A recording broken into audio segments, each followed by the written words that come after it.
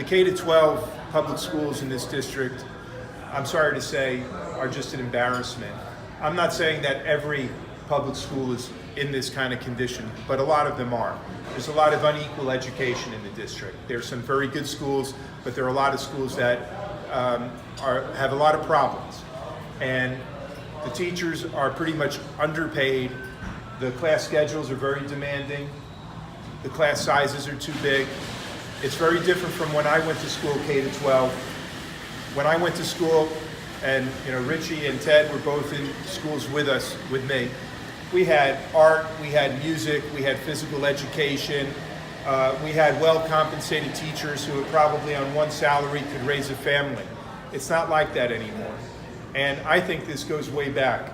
I've said this many times on the campaign trail, that in the 1960 presidential debate between John Kennedy and Richard Nixon, Kennedy said he was supporting having federal subsidies for local school teacher salaries, public schools K-12. He said without that kind of federal support for teacher salaries, we were going to have a system that was very unequal between rich and poor neighborhoods. I think Kennedy was really proven true in this. So what I'd like to do, if elected, when elected, is to be pushing for that type of perspective, that the federal government, you look at the federal role right now, it's basically to mandate this kind of constant high-pressure testing of students all the time. Instead of mandating what should be on the curriculum or what kind of testing should occur, the federal government should be helping with the school teacher salaries. I think a Broward teacher makes about $41,000 a year. It's very tough to make ends meet and to raise a family and to live in the district. And quite often they have to dig into their own pockets just to pay for school supplies for their own students. So we want federal support for education K-12. Now, for college students and my law students, I'll tell you the perspective that I have there. My area of study and scholarship has been central banking and the Federal Reserve. So you take a look at this financial crisis that is 10 years ago when the financial crisis crested. Today's the anniversary.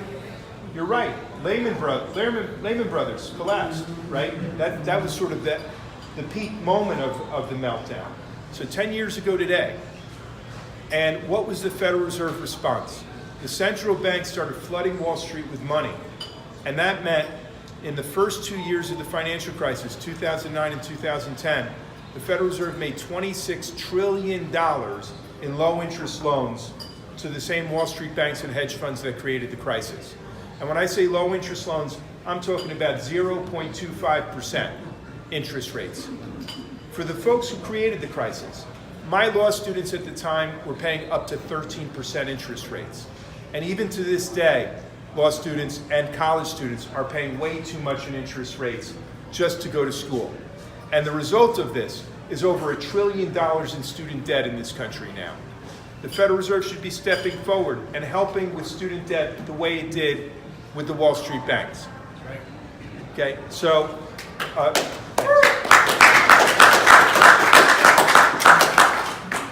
in addition, we should have a national service program, a voluntary national service program, specifically for our youth when they graduate from high school, where they can serve for 2 or 3 years. There's all kinds of unmet needs. You go back to the New Deal with Franklin Roosevelt. The first big jobs program under Roosevelt, in his first week in office, was the Civilian Conservation Corps. And what did the CCC do? It took immediately 250,000 young men, we're talking about late teenagers, took them mostly out of cities and towns around the country, gave them fresh air, brought them to the national parks and the national forests, and had them cutting fire lines, clearing underbrush, putting out small fires before they became big fires. And in their first few months as CCC workers, they were putting something like 18 pounds of meat on their bones. They were getting 3 square meals a day, and 80% of the pay they were making was going back to help support their families through a Great Depression around the country. So I think this generation needs the same kind of programs. Take a look at what's happening with the fires. As a result of rising temperatures and climate change, and it's not just climate change. We don't really have these kinds of civilian conservation corps on a mass scale, at least not at the federal level anymore. It's left to state and local governments. In California, where we've seen some of the largest fires ever, the firefighting is mostly privatized. So that's not been working out too well. The federal government can pay timber companies to clear underbrush. The timber companies are very good at taking the money. They're very not so good at actually clearing the underbrush. So we should have a program not just for Civilian Conservation Corps for the land, but we should have a Sea Conservation Corps to start cleaning up our waterways best we can. There's all kinds of other unmet needs. When you look at the New Deal, and I ask my students, most students don't even learn, I think K to 12, let alone in college, what the New Deal was all about. But during that New Deal, there was a Works Projects Administration. It built a lot of this country's infrastructure. And not just the infrastructure, it employed writers and artists and musicians. It helped keep families together to get through the Great Depression. I often remind folks that the Works Projects Administration employed Ronald Reagan's father and his brother during the Depression. And Reagan's known as a free market president who didn't believe in the public sector. And yet it was the New Deal that kept the Reagan family together during the Great Depression. I see it through the eyes of my own family. My father was a child immigrant, came to this country. I was Italian immigrants on both sides of my family. My father served in the U.S. Army Air Corps during World War II. And after World War II, that entire generation of folks who served in the armed forces, 16 million folks in uniform, came back to this country to the GI Bill of Rights. And the GI Bill of Rights gave them tuition-free higher education, and that's what we need for this generation right now. Not just tuition-free higher education, my dad's generation also got living stipends while they went to college. Low interest loans for mortgages, low interest loans to start small businesses, health care. This was comprehensive. This was the New Deal on steroids after World War II, and this generation is overdue for it right now. This is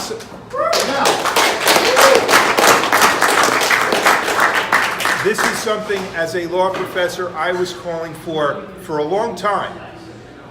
Whistling in the wilderness, you could say.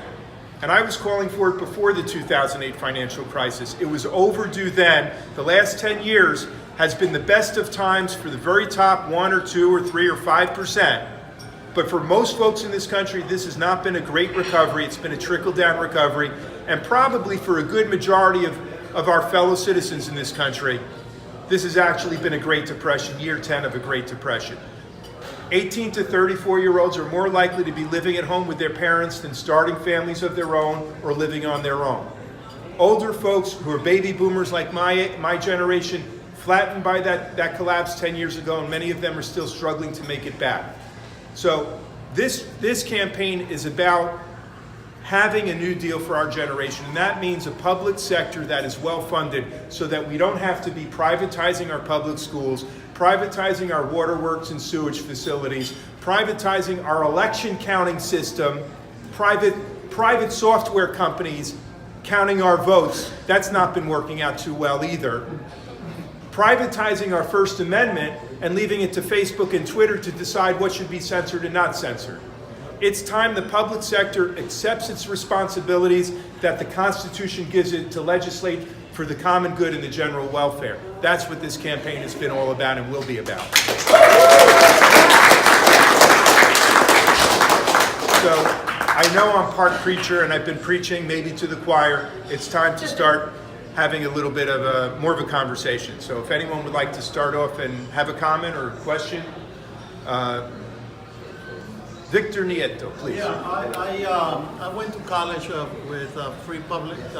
It was free tuition, and then once we were in, the students of my time also pushed for open admissions, City University of New York, and because there is so much inequality, like you said, in high school, that a lot of people need an extra help once they're in college to be able to do the work, and we got that, okay. And well, unfortunately, not too long afterwards, everything started going downhill. And by the time I finished college, they started charging tuition again.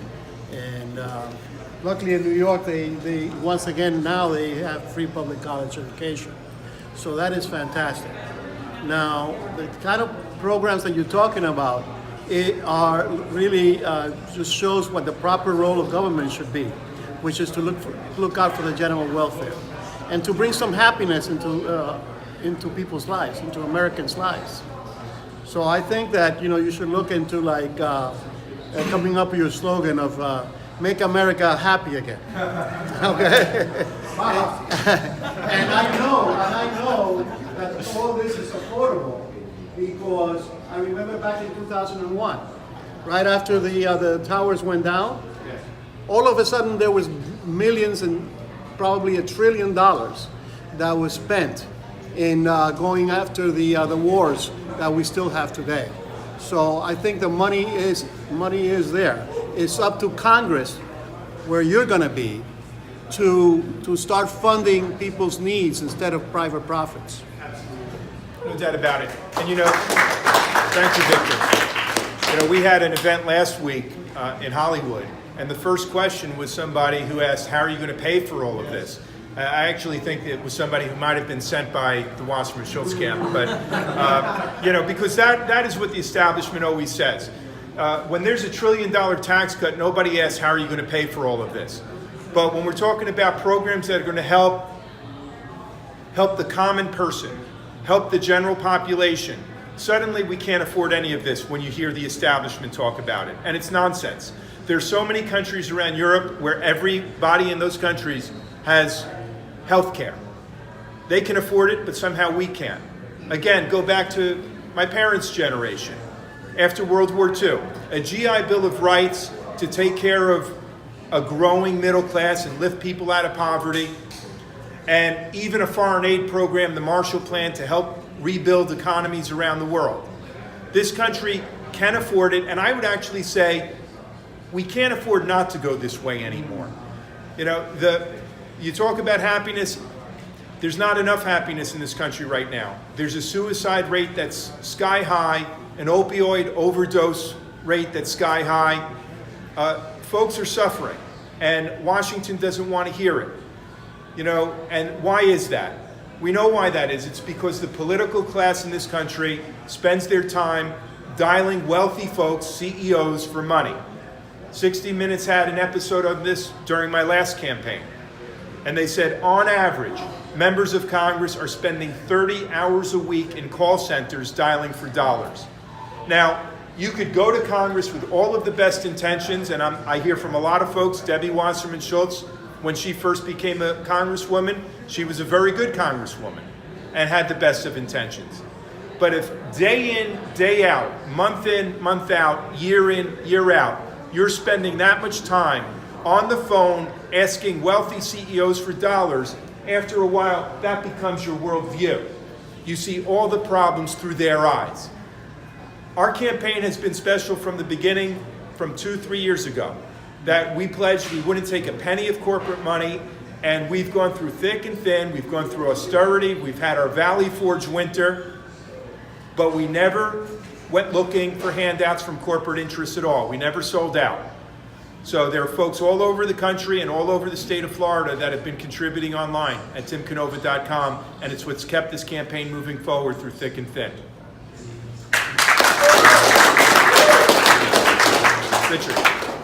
So, Tim, you've been a lifelong Democrat, and after all these years of being a lifelong Democrat, you've now chosen to be an independent. So, I want to hear you talk to the Democrats out there who might knee-jerk their vote and just give it to Debbie and say, Tim, why should I give my vote to you now that you're an independent? It's a great question, and I'll start off by telling you why I went from being a Democrat to an independent. And it goes back to the aftermath of the last campaign. I mentioned at the beginning that we had this enormous field operation, knocking on 10,000 to 12,000 doors a week. And those field numbers, by the end, it was somewhere around early to mid-August that the numbers started tipping in our favor. And everyone in the field was very excited about this.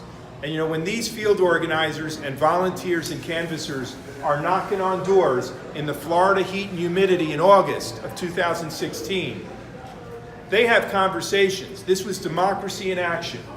They're having conversations, hearing from their neighbors what are the issues that matter to people, and carrying our message to folks to tell them what our campaign stands for. And after having these discussions, they take out their smartphones and their minivans and they record how these voters are going to vote. Are they leaning to Wasserman Schultz, strongly for Wasserman Schultz, neutral, or leaning to us, or strongly for us? And the numbers started tipping in our favor a couple of weeks at least before the actual primary. And I must say I didn't pay that much attention to the actual numbers. I was so busy running around all over the place like a chicken without a head, not getting much sleep, but I was very enthused that the numbers were coming our way. Okay, we ended up losing, they said, by 13 percentage points, which in our heart of hearts, my gut told me there's something wrong here. Took me a while to sort of recover and get to my senses, and it was people like John Brakey, who is here from Audit USA, who convinced me to start. Thank you. I'll talk about John Brakey and others in a moment. But we put in a public records request. Many of you know this. We wanted to inspect the ballots, and we figured we would inspect the ballots in a dozen precincts. If they matched up, we verified the vote. It's not an issue.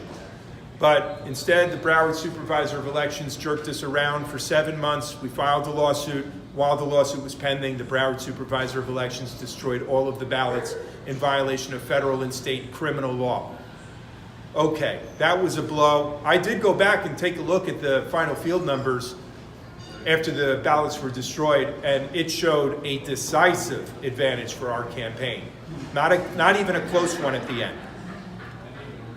Now, I wrote to all the Democratic Party officials in Broward County, Miami-Dade, and in Tallahassee, asking them, first of all, presenting the evidence, including videotaped deposition of Brenda Snipes, the Supervisor of Elections, admitting she destroyed all the ballots, asking them to join us with one simple request for an investigation. Well, how many of these party officials bothered to even respond to my letter to them? Not a single one. Not a single one. This is a party, I'm sorry, in the state of Florida, the Democratic Party. I'm hoping it changes, but right now this party is one that it's not a democracy. It is a top-down, take your orders from the top, and nobody wants to step out and cross Debbie Wasserman Schultz in whatever machine she has in Broward County. At the same time, what was happening, you saw the students from Parkland, from the school shooting at Marjorie Stoneman Douglas High School. They were anything but silent. And most of those students, when they get to be voting age, most of those millennials and younger are non-party affiliation. In fact, nationwide, about 71% is the last estimate I saw. So I could stay in this stinking party that looks the other way at election fraud, election rigging, ballot destruction, that hides their incumbents from debates, showers them with corporate money, or I could run as an independent, be on the ballot in November for a three-way race in a district which is less than 25% registered Republicans. And that's sort of the key. If there are Democrats out there in this district that are considering, well, maybe I shouldn't vote for Tim Canova because I don't want a Republican to be elected, well, you're not going to find a better district in the country to reject that kind of an analysis, to actually go with the independent, because there's very little chance of a Republican winning a three-way race when you only have 25%, less than 25% registered Republicans. So that's one major reason to vote for us. If we win this election, I'll be the only independent in the House of Representatives. The only one. I'd say it's about time. You look at the numbers nationally right now. They say non-party affiliation, independents are about 45-46% of registered voters now. That is more than the Republicans and Democrats combined. It's time. And why is that? Why is that? Why are people choosing to go independent? It's because both parties have failed us for too long. Both parties are corporate owned. I've asked why, not just after Brenda Snipes admitted to destroying the ballots, But after the Florida Circuit Court granted a summary judgment and concluded that Brenda Snipes violated all of these criminal statutes, why hasn't a Republican governor fired her? Why hasn't a Republican Florida Department of Law Enforcement investigated? Why hasn't a U.S. attorney, and the Justice Department is Republican, why haven't any of them started criminal investigations? And it took a little while for my Republican election lawyer to get back to me. And the only reason I had a Republican election lawyer is because all the Democrats were conflicted out. I couldn't find one who I could trust. I'll tell you why. It's because the same corporate interests that backed Debbie Wasserman Schultz backed the Republicans. So it's one party, it's the party of green, green as in money. Sometimes they wear red shirts and sometimes they wear blue shirts. But they're always at the end of the day looking out for their corporate interests first and foremost. And the people come last. That's why we need more independents to run and to win. And that's why folks should vote for us in this campaign.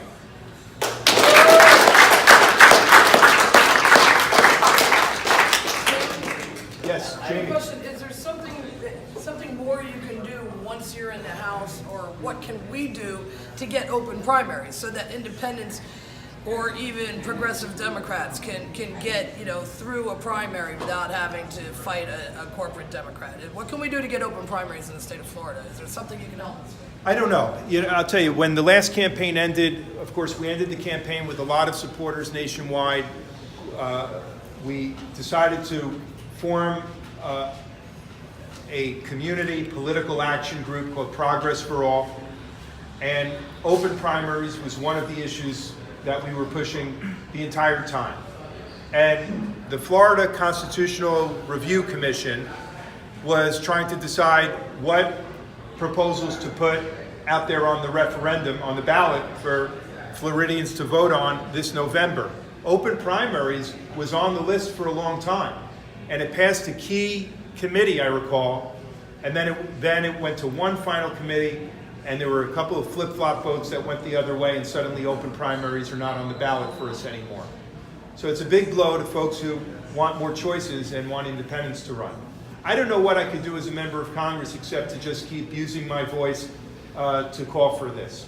And a lot of folks ask, what are you going to do if you're elected to Congress? How are you going to change things? I'll be one of 435 members, and I won't. I'll be somewhat unique, I suppose. There won't be many of us up there that don't take PAC money or corporate money in any way. I'll say this: what's the physician's credo? Do no harm. I can promise to do no harm there. I won't be caving into these corporate interests no matter how much pressure is coming our way. I know what we stand for, and I'll keep standing for it. I'm not a career politician, and every time somebody calls me a politician, I sort of chafe at it. A politician is somebody who's doing it as a profession. It's a profession where they learn how to lie out of both sides of their mouth, maybe. I've been a law professor for a lot of years. By the end of this campaign, most of my life savings will probably be gone. That doesn't sound like a professional politician. It sounds like many of you, volunteers who are contributing whatever, your life savings, your money, your time, your energy, to a cause that's bigger than all of us. And that's all I can promise to do as a member of Congress.